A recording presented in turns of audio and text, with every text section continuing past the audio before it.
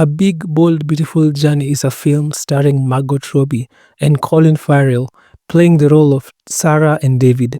After I saw the trailer, I knew I would watch the film when it comes out in September 19th this year. My first impression of the trailer is how beautiful everything looks in this fictional world. The different camera lights in every scene is something that is fascinating. During humor, grief, or sadness, the camera tells a lot. How everything looks clear, the rains outside the restaurant, the food that Sarah and David are eating, the mountains. It feels like the writers clearly thought about everything when shooting the film.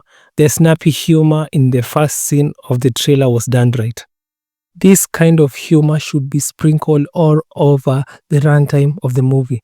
It doesn't appear forced. Is it wrong to laugh or giggle once in a while? I think not. The director of the film is Kogonada. He does not have a breakout film that most people will associate his name with. This will probably be his first high-profile motion picture. My advice to him is not to mess this up. Just don't. It surprised me how this romantic drama takes itself way too seriously. Coming into watch the trailers, I was sure it would be another generic rom-com that keep getting made year over year.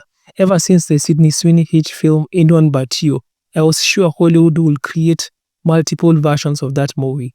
Only this time, it will star Margot Robbie. I was deeply wrong. This is not another same iteration of what audiences have seen. The trailers get in depth into fear of the future, personal insecurities, shame, loss, and the eventualities of human failures. Things that all human beings are going through in this horrific world we live in. It is hard to see if the film will deep into these topics or just explore the surface alone. Personally, I do not have an idea whether the movie should explore all of these deeply personal subjects. Hopefully, Sony and Columbia hired the best writers who actually love rom-coms. I personally love that genre. I grew up watching them. It is really sad to see what is happening to the medium we once loved. Everything that millions of people loved about Hollywood is disappearing. I hope the death of the love story won't remain permanent. There are more stories I feel have not been explored. They're in the cabinets of these studios, dusting away, waiting to be given the green light.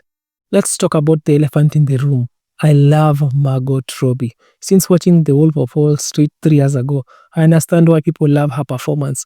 It's not hard to see why. She has been through a tear in Hollywood for a long time. She's one of the very few actresses who got out of the typecast that plague most beautiful actresses.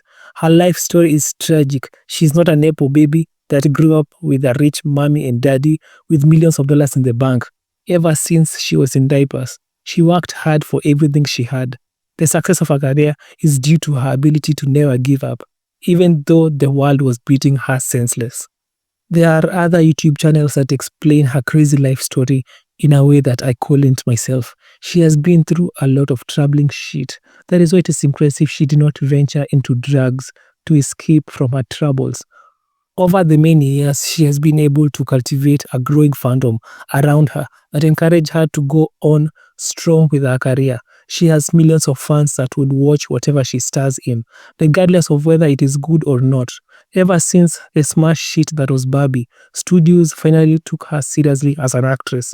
This upcoming film is a litmus test into how much her star power is actually worth. She's yet to prove if she can replicate the success of her past into future movies. The Big, Bold, Beautiful Journey trailer tells the story about Sarah and David. Like in every movie, they are both extremely beautiful, yet they are single. We are introduced to them having lunch in a dinner, mainly because it is raining outside. It is not yet clear what they do for a living or their first interaction with each other. The level of chemistry between the two characters is intriguing. I personally would like to know more about their respective characters, why they think the way they think. On paper, it will seem like they might be good for each other, but this is real life. They are only humans filled with imperfections, trauma, and all the problems that face our kind. As they both head to the city, they spot a mysterious red door in the middle of a forest. It has no foundation, it isn't tied to anything, there is no one protecting. A normal person will call the cops or film it in social media to gain more followers, but our characters are different. they both decide to enter through the door. It is unclear why they will do that. If anyone has a reason as to why this would be possible in the real world, comment down in the description below. They are taken to the past, where each of them get to relive the worst as well as the best days of their lives. In the case of David, we get to see his high school prom. This is something that David does not want to show Sarah. It is evident that he is ashamed of the man he once was. A lot of high school graduates would want to forget their prom experience, especially if they were bullied. In the case of Sarah, we are sure it's about her family. The trailer shows that Sarah has the habit of pushing people away whenever they can hurt her emotionally. She's afraid of letting anyone close to see how amazing she is. Sarah is afraid they might leave, like her late mother. The death of her mother pushed her into self-isolation, staying away from people that might make her feel something in her heart. In the trailer, she truly believes that she does not deserve love. If Putin can find love, then clearly there is someone for everyone.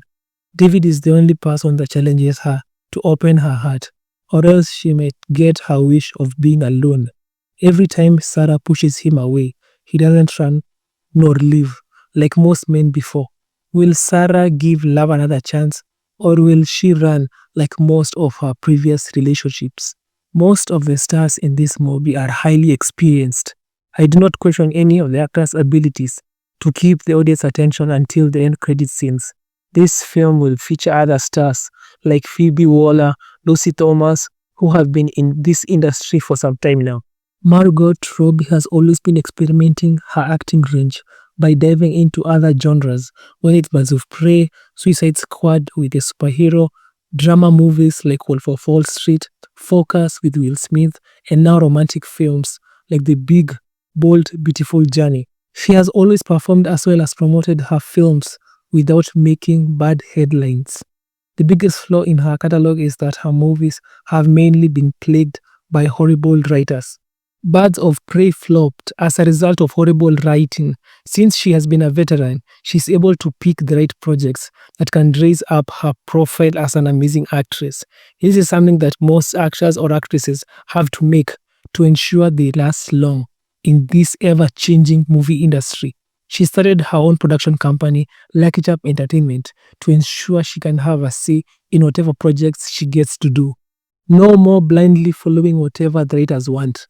Colin Farrell, meanwhile, has mostly starred in critically acclaimed action films like The Penguin, Joker, and The Gentleman. These professionals have such an amazing resume. That is why it is surprising that the movie only cost around $50 million. It is nice to know that Hollywood only know how to spend money wisely when it comes to rom-coms. The songs that will be used to invoke emotions in this film are not yet known by the general audience, but I urge everyone to get time to listen to these songs. They are sleeper hits. It still remains a wonder why they are not yet known by major public audience.